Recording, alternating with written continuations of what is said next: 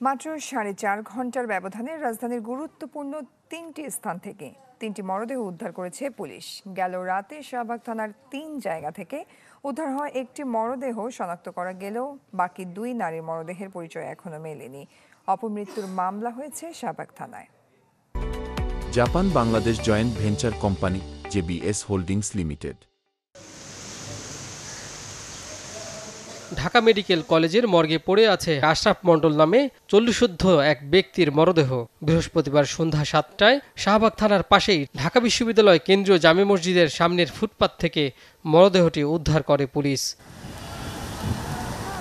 একই রাতে মাত্র 3.5 ঘন্টা পর রাজধানীর আরও 2টি গুরুত্বপূর্ণ পয়েন্ট কেন্দ্রীয় শহীদ মিনার ও হাইকোর্ট এলাকা থেকে 2 নারীর মরদেহ উদ্ধার করে পুলিশ।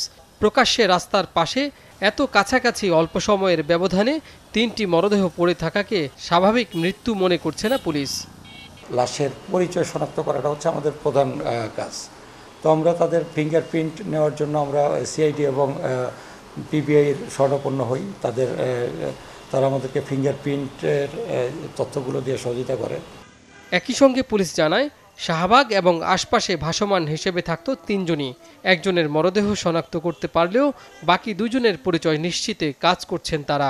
অপমৃত্যুর একটি মামলা হয়েছে শাহবাগ থানায়। অপমৃত্যু মামলা রুজু হয়েছে। তারপর বেতার বার্তার রেজাল্ট আসলে পরবর্তী যে আইনানুগ যে প্রক্রিয়াটা আছে, যদি তাদের পরিবার বলে আমরা নিয়ে যাব, এটা হতে পারে। অথবা যদি পরিবারের কোনো কেউ না আসে, সেই ক্ষেত্রে আমরা আসলে বেসিক্যালি আঞ্জুমান মফিদুলের মাধ্যমে লাশগুলো সৎকার করার ব্যবস্থা করি। রাজধানীর বিভিন্ন সড়কের পাশে ছিন্নমূল এসব মানুষের পুনর্বাসন করা গেলে তাদের জীবনের নিরাপত্তা নিশ্চিতের পাশাপাশি নগরের অপরাধ কমে আসবে বলে মনে করে পুলিশ। কাজী ফয়সাল, চ্যানেল 24, ঢাকা।